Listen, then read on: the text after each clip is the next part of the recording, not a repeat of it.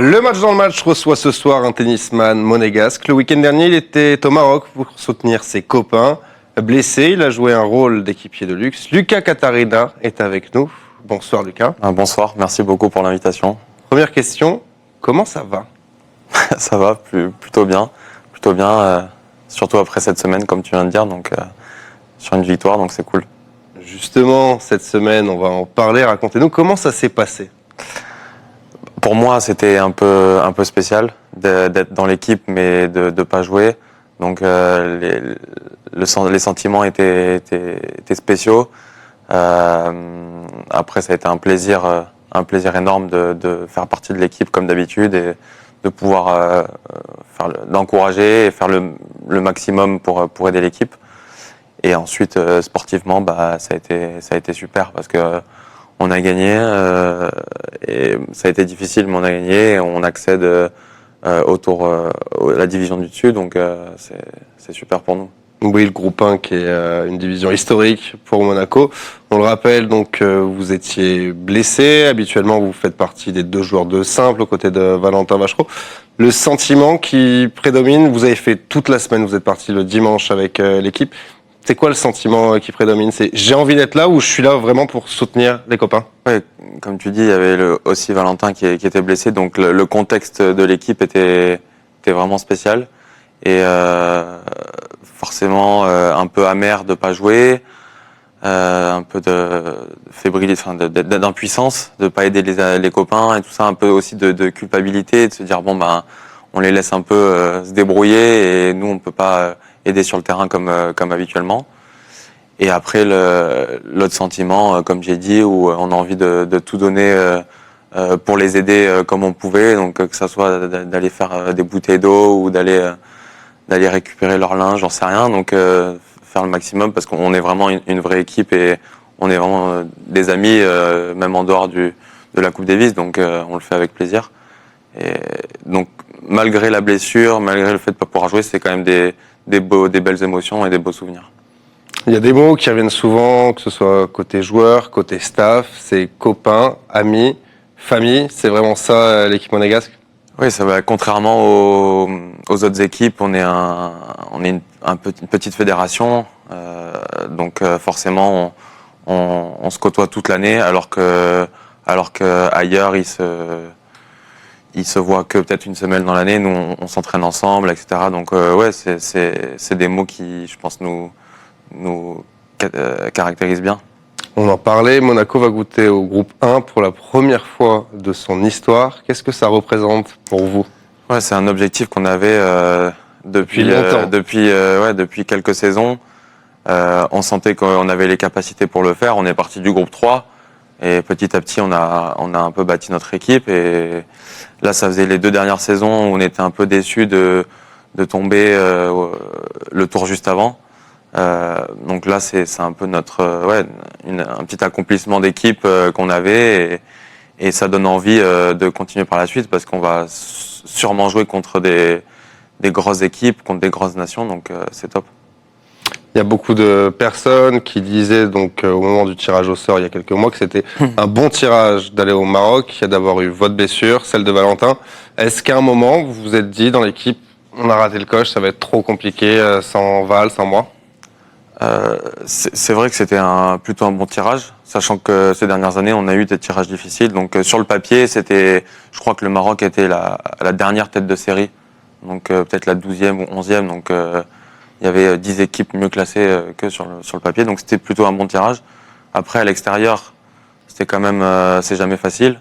Donc il y avait déjà ce premier point. Et ensuite, sans Valentin et sans moi, qui jouons d'habitude les simples, c'est sûr qu'en plus, une rencontre de Coupe Davis, ça se gagne à plusieurs joueurs souvent, donc c'est éprouvant physiquement. Mais après, on savait que nos joueurs, avec Hugo, Romain et Benjamin, qui est sorti de sa retraite pour l'équipe, étaient capables de battre aussi les Marocains. Donc on avait quand même confiance en eux, mais on savait que ça allait pas être facile, ça a été le cas, mais on n'est pas non plus surpris. On sait que ça pouvait le faire, quoi. Mais donc voilà, c'est. Si vous deviez ressortir un moment de ce week-end ou de cette semaine, ça serait lequel? Bah forcément la balle de match. Alors la balle de match la balle de match du double. La balle de match pour faire 3-0. Pour faire 3-0. Il en a fallu beaucoup des balles de match. Oui, bon, la balle de 3-0 pour la rencontre, parce qu'on sait jamais, avant la fin du dernier point, on sait jamais ce qui peut se passer. Donc, quand c'est vraiment fini, le soulagement.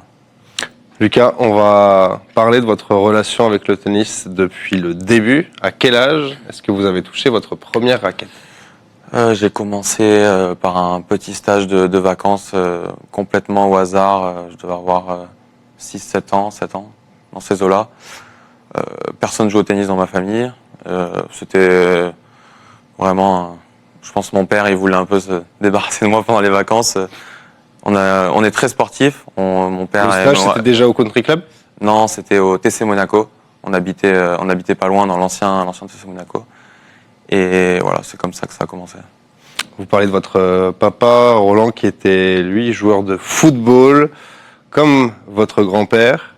Le tennis, c'est donc venu par hasard totalement? Ni le papa, ni la maman ne jouaient Ouais. au tennis? Par hasard, à moitié, par hasard, parce que ça aurait pu, je pense, être un autre sport. Mais par contre, le sport en général, mon père, ça vient de lui. Voilà, il suit tous les sports depuis que je suis tout petit. Je regarde la télé avec lui, etc. Donc ça vient de là. Après, le tennis, comme j'ai dit, est venu un peu par hasard. Mais le sport en général, j'ai toujours eu ça. Et à l'époque, je jouais beaucoup au foot. Donc en fait, c'était aussi pour me faire un peu changer de sport, voir autre chose. Donc ouais, ça vient de lui. À un moment, vous avez dû faire un choix entre le tennis et le foot? Ouais, c'était ça. Je pense vers 12-13 ans. Je commençais au foot, on s'entraînait de plus en plus, au tennis aussi. Je suis arrivé à un moment où je faisais, 3 fois par semaine le foot, 4 fois par semaine le tennis. Donc il y a des jours où je faisais les deux. Le week-end, les matchs, tout ça, c'était un peu compliqué. Donc pour bien faire les choses, ouais, il a fallu choisir. Et ça a été un choix personnel, au feeling. Vraiment, il n'y a pas eu personne m'a forcé. Donc j'ai choisi le tennis. Choix compliqué à faire ou ça a été naturel d'aller vers le tennis? C'était un peu compliqué parce qu'au foot, il y avait les amis. À cet âge-là, c'est important. Il y avait toute cette ambiance d'équipe, les voyages, tout ça. Mais quand même, c'était le tennis, c'est venu naturellement. La fédération monégasque m'aidait déjà, me soutenait déjà bien, et ça m'a donné envie aussi de continuer, parce que j'ai vu que des personnes me faisaient confiance. Donc même à cet âge-là, ça donne envie quand même de continuer. Votre papa, il ne souhaitait pas que vous alliez vers le foot? Il avait le seul souhait qu'il voulait, c'est que je fasse un sport et que je le fasse à fond, et si possible professionnellement. Il était content, mais c'était pas forcément foot. Donc c'était naturel. Quel est votre premier grand souvenir de tennis? Forcément, ouais, la première fois que j'ai pris un point ATP, c'était quand même. Il y a toujours un peu cette barrière quand on est jeune, qu'on commence le circuit. On pense toujours au premier point ATP, on voit les grands un peu, on entend le système, tout ça, les points. Donc ouais, ça c'est mon premier grand souvenir, je dirais. Avant ça, il n'y en a pas? Premier tournoi gagné, même sur... Oui, c'est vrai, les premiers tournois qu'on fait, les premières victoires, défaites aussi. Quand on est petit, souvent plus, on s'en souvient difficile, plus des défaites que des victoires. On s'en souvient bien. Bien sûr, c'est un peu tout ça, mais le premier souvenir dans le monde, un peu au-dessus du tennis, c'est ça. Est-ce que vous aviez des idoles dans le sport plus jeune? Comme j'ai dit, je regarde un peu tous les sports, donc forcément, c'est pas très original, mais tous les grands sportifs de chaque sport, que ce soit Federer au tennis, Kobe Bryant au basket, c'est un peu les 2-3 que... J'aimais beaucoup Murray aussi au tennis. C'est un peu les 2-3 qui me viennent comme ça. À quel joueur vous compareriez-vous? Vous parlez d'Andy Murray. Guillaume Couillard, dans une interview qu'il a donnée il y a quelques années, a trouvé des similitudes entre vous et Andy Murray, que ce soit d'un point de vue tennistique ou dans le caractère. Vous confirmez? Peut-être un peu, oui. Il s'énerve il s'énerve pas mal sur le terrain. Moi, j'ai tendance à l'être aussi. Bon, je m'encourage aussi, comme lui. Mais peut-être aussi un peu le jeu. Il a un revers à plat. Mais ouais, je suis content qu'on puisse... je me permettrai pas de me comparer à lui, mais c'est vraiment un joueur que j'ai toujours admiré. J'ai toujours pris plaisir à regarder jouer. Vous avez déjà échangé avec lui, joué Non, avec lui? malheureusement, non. J'ai pu jouer avec beaucoup de joueurs, mais pas lui. Donc, si je le croise un jour, maintenant il a arrêté de jouer, mais je lui dirais que je regardais ses matchs. Oui, il a pris sa retraite l'été dernier. On parlait de Guillaume Couillard. C'est votre entraîneur depuis une dizaine d'années. À quoi elle ressemble, votre relation de 10 ans? Dans le sport et dans le tennis, c'est long. Belle photo, merci. Oui, c'est sûr qu'on a une relation spéciale. Je le connais depuis, même avant qu'il m'entraîne, je le connaissais déjà. Parce que j'avais 13-14 ans et mon professeur de tennis de l'époque s'était fait opérer du dos. Et donc il était indisponible pendant quelques temps. Et c'était Guillaume qui s'entraînait à la fédération, qui avait bien voulu faire quelques heures d'entraînement avec moi. Donc déjà à cette époque-là, c'était les premiers contacts que j'avais eus avec lui. Et ensuite, comme tu l'as dit, il a commencé à m'entraîner vers mes 17-18 ans. Et donc forcément, la relation, elle est spéciale. J'étais un enfant, puis un ado, puis maintenant plus un homme. Donc ouais, c'est comme une relation de deuxième père. Et je sais que tout ce qu'il me dit, même si des fois ça me fait pas plaisir, c'est qu'il pense que ça va m'aider, que ça soit dans ma vie ou dans mon tennis. Donc notre relation va forcément au-delà du tennis. Donc plus tous les moments qu'on passe dans les voyages où on n'est que tous les deux, où forcément voilà, c'est des souvenirs et la relation elle grandit. Donc ouais. Quel est le meilleur souvenir que vous avez partagé, Guillaume et vous? Je sais Il qu'il y en a eu beaucoup, donc c'est difficile. Forcément, là, vous montrez des images de Coupe Davis, donc forcément, ça, je crois d'ailleurs que c'était un de mes premiers matchs. Forcément, les rencontres de Coupe Davis sont des énormes souvenirs avec lui. Je me souviens mon premier tournoi que j'ai gagné. On était ensemble au Portugal. Voilà, c'est tous ces voyages aussi, toutes ces heures dans les aéroports, un peu partout dans le monde. Donc il y a beaucoup de souvenirs. À quel moment est-ce que vous avez décidé de passer pro? Comme je dis tout à l'heure, ça a toujours été un rêve de faire du sport à haut niveau. Je savais pas si ça allait être le tennis, le foot ou peut-être même un autre sport, mais depuis tout petit, je me voyais pas faire autre chose que du sport. Donc assez jeune. Après le tennis vraiment, ça arrivait un peu plus tard, vers 15-16 ans, où on est à l'école, on commence un peu à nous demander ce qu'on veut faire. Voilà, moi, le tennis et le sport en général, ça était déjà présent, donc je dirais vers cet âge-là. Pour le moment, dans votre carrière, quel est le plus beau souvenir dans le tennis? Forcément, là, on parle depuis tout à l'heure la Coupe Davis, donc là ça me vient comme ça, la Coupe Davis. Jouer pour Monaco, ça a toujours été un très spécial et un honneur. On m'a toujours beaucoup parlé de ça et un peu catégorisé aussi comme joueur de Monaco. Forcément, vu qu'on n'est pas beaucoup, donc le match de Coupe Davis, mon premier titre, comme j'ai dit, au Portugal, et ma médaille aussi d'argent aux Jeux méditerranéens, qui était spéciale pour notre équipe monégasque. Donc, ça c'est. Il y a eu quelques très beaux, très gros combats également au Rolex Monte Carlo Masters. Oui. Ça a quelle place J'allais rajouter, j'ai oublié aussi forcément le temps de Monaco qui m'a donné aussi envie de jouer parce que j'allais depuis tout petit au match. Et mon premier, j'avais 18 ans, la première fois que je joue, donc forcément ce match-là a été très spécial. Et oui, les quelques matchs que j'ai fait, qui sont malheureusement terminés par des défaites, qui ont été des fois difficiles, mais qui m'ont montré aussi que je pouvais jouer à très haut niveau, et c'est forcément des gros souvenirs.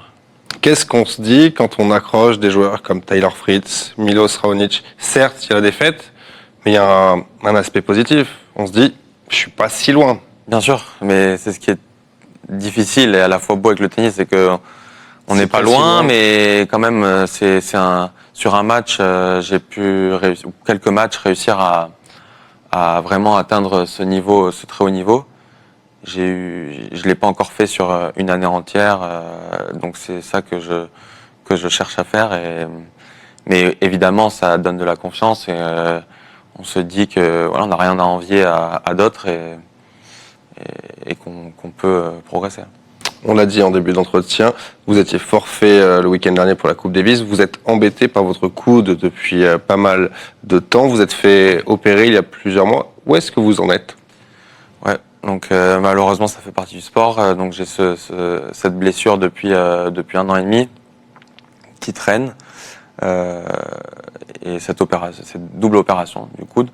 Donc là, je prends mon mal en patience, ça va de mieux en mieux. Donc je me suis fait opérer en juin et je suis censé reprendre en novembre. Donc c'était 6 mois à peu près.